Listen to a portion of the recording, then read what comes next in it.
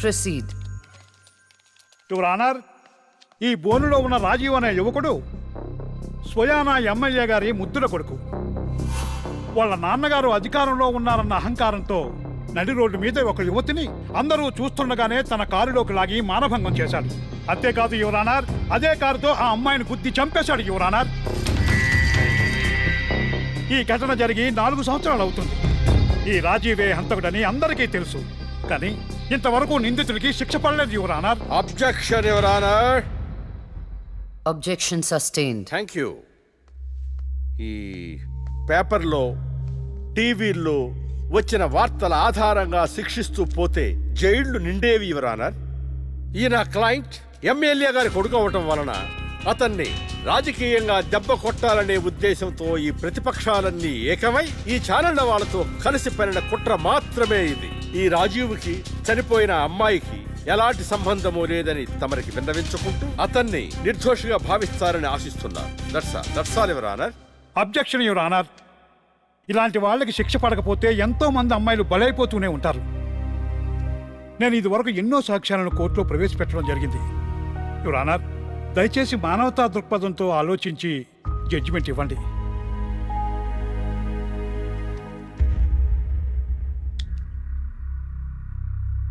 ఈ కేసు పూర్వాపరాలు పరిశీలించిన మీదట సాక్ష్యాధారాలు తారుమారు చేసి ఈ కేసుని పక్కదారి పట్టించడానికి ప్రయత్నం జరిగిందని నాకు అర్థమైంది.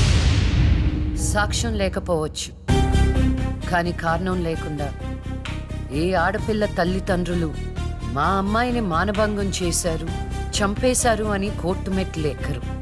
కానీ ఈ తల్లిదండ్రులు 4 సంవత్సరాలుగా కోర్టు మెట్లు ఎక్కుతూనే ఉన్నారు. ఈ రోజు వరకు న్యాయం కోసం తిరిగి తిరిగి అలసిపోయిన వాళ్ళ కాళ్ళకి, నా తీర్పు కోసం ఎదురు చూస్తున్న వాళ్ళ కళ్ళకి విశ్రాంతి ఇవ్వాలని నిర్ణయించుకున్నాను. ఇక్కడున్న ప్రత్యక్ష సాక్ష్యాలను రాతపూర్వకంగా సాక్ష్యాధారాలని స్వీకరించండి.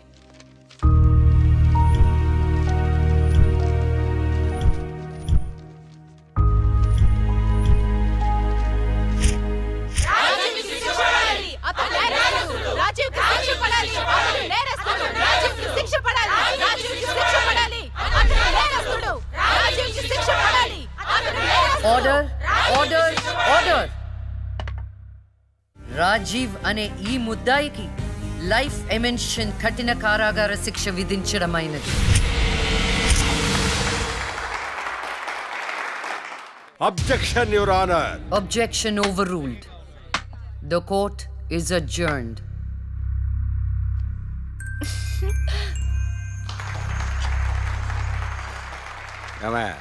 కొత్తగా వచ్చింది అంటే ఏ సీమ టపాకాయో సిసింద్రియో అనుకున్నాం. లక్ష్మీ బాంబు. జాగ్రత్తగా చెమటలు పట్టించేస్తుంది సార్.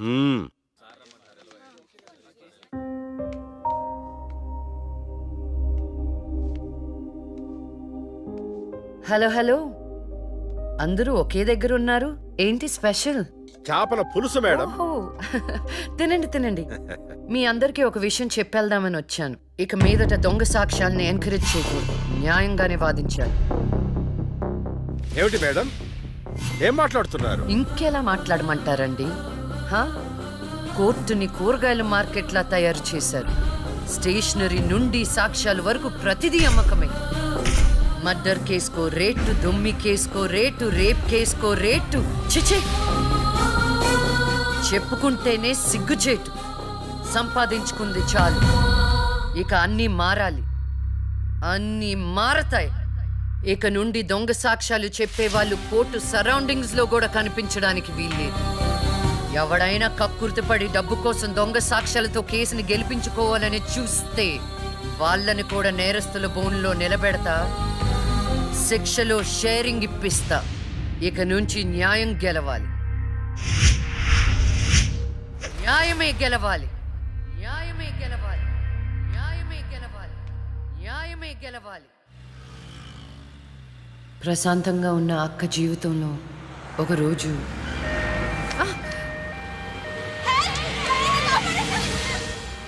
అంబులెన్స్లో అమ్మాయిలా ఫాలో అవ్వు. జాగ్రత్త.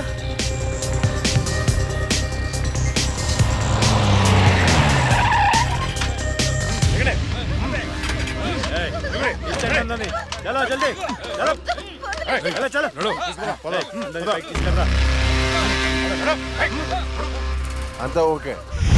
అన్నా తీసుకొచ్చా అందరినీ. ఏం ప్రాబ్లం రాలేదు కదా? అంబులెన్స్ లో అమ్మాయిలు ఉంటారని ఎవరు గెస్ట్ చేస్తారన్నా? ఏయ్, వీళ్ళందరినీ ట్రక్ లో ఎక్కించండి. ఆ దుబాయ్ షేక్ గాడు ఒక్కడే ఫోన్లు. అసలు అది ఓయ్, అరవకో. ఏంటే నువ్వు అరిస్తే రిప్లై ఇచ్చేవాడు ఇవ్వలేడు. ఇది నా ఏరియా. రేయ్, తీసుకెళ్ళండి రా అందరినీ. తీసుకెళ్ళండి తొందరగా. పోవే. Stop it.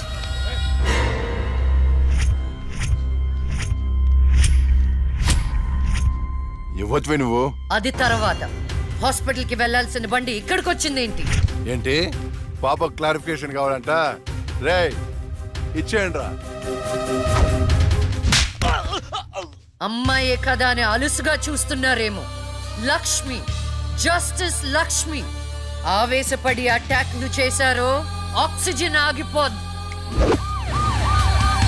Arrest him.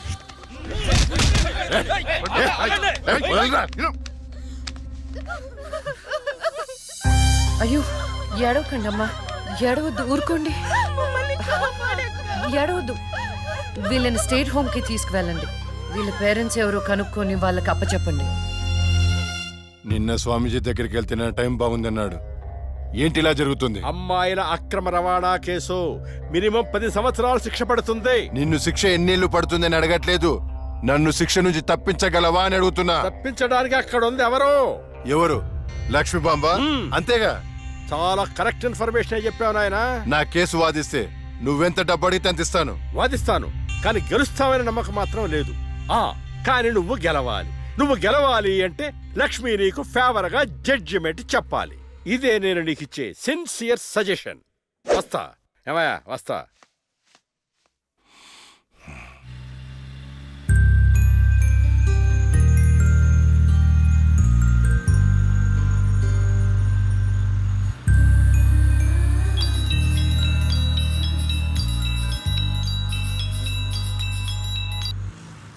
Hello, వైకుంఠాన్ని. నా కేసు విషయంలో పోలీసు నుండి లాయర్ల వరకు అందరూ నా చేతుల్లో లేదు, నా చేతుల్లో లేదని చేతులు ఎత్తేస్తున్నారు. కారణం నువ్వంటే భయం. ఆ భయాన్ని కోరేట్ ఫిక్స్ చేశాను. కోటి రూపాయలు. నువ్వు రేట్ ఫిక్స్ చేసింది వాళ్ళల్లో ఉన్న భయానికి కాదు, నాలో ఉన్న నిజాయితీకి. నువ్వు కోటి పక్కన ఎన్ని సున్నాలు పెట్టినా దాన్ని కొనలేవు. ఏ జడ్జి, ఏయ్, ఏంటే నీ పొగరు?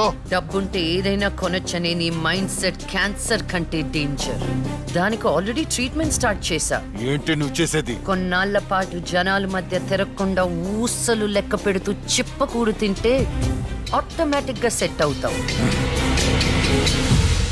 నిజంగానే ఇది లక్ష్మీ బాంబు. అక్క, నువ్వు సూపరే. నిజమా? వాడిని బెదరగొట్టేశావు. హై ఫై.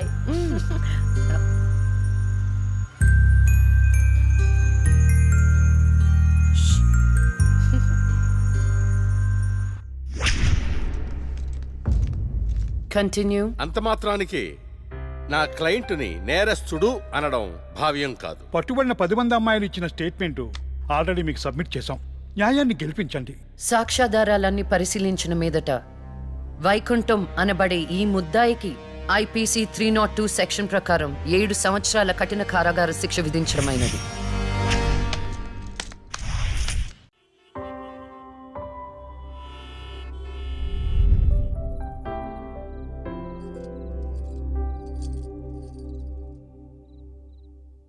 టంటడైన్! భలే ఉన్నావక్క. ఏంటోనే భయం వేస్తుంది. జస్టిస్ లక్ష్మికి పెళ్లి చూపులంటే భయమా? అంతే మరి. నువ్వు కూడా నాతో రావే. నువ్వే, అది నీ పర్సనల్ ఇష్యూ, నువ్వే చూసుకో. అంతేనా? నీకేంటక్క, నా దిష్టి తగిలేటట్టుంది. నువ్వు బంగారం.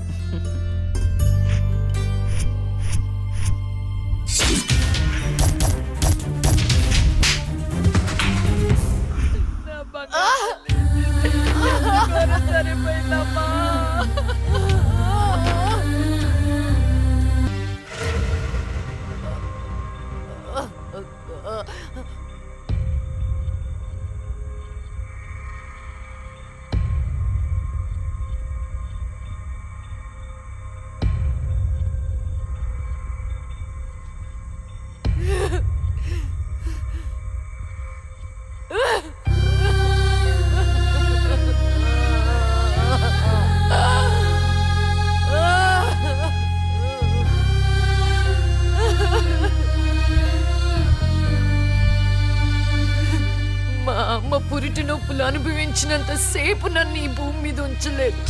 పుట్టగానే చంపేశావు. పోనీలే, అక్క పుట్టింది. అమ్మ నాన్నకి ఒక్క కూతురు అనుకున్నా. వాళ్ళైనా ఆనందంగా ఉంటారని ఆశించాను. కానీ దాన్ని కూడా చంపేశావు.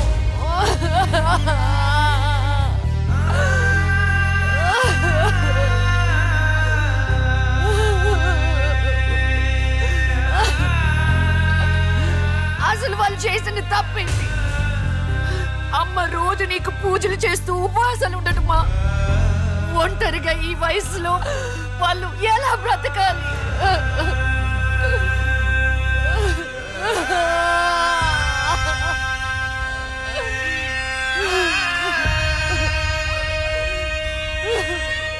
అక్కకు జరిగిన అన్యాయం చూసి తట్టుకోలేకపోయాను. పాపం ఆ దేవుడు కూడా చలించిపోయాడేమో. చిన్న వరం ఇచ్చాడు. అప్పుడప్పుడు అక్క శరీరంలోకి వెళ్ళే నేను శాశ్వతంగా తన శరీరంలో ఉండిపోయాను.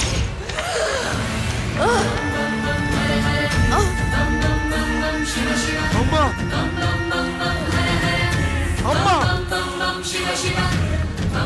అమ్మా లక్ష్మి, నువ్వు బతుకున్నావా? అమ్మా, నా తల్లి బతుకుందా?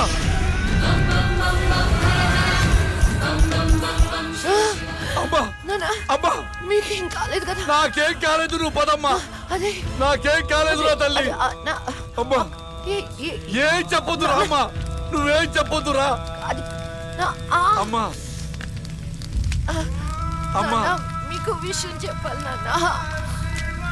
కరుణించావా తండ్రి? అప్పుడే అక్క గురించి చెప్తామనుకున్నాను.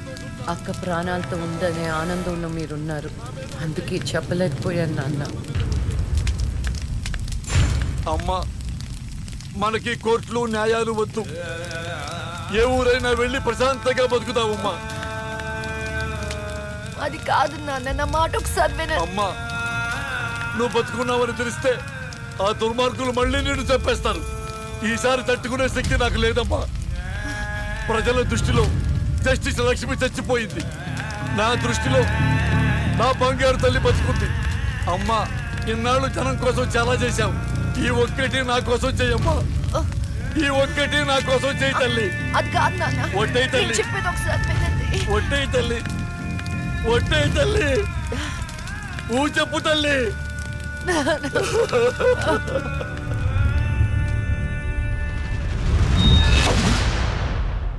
అమ్మా, నాన్న, అమ్మా ఏడవద్దు.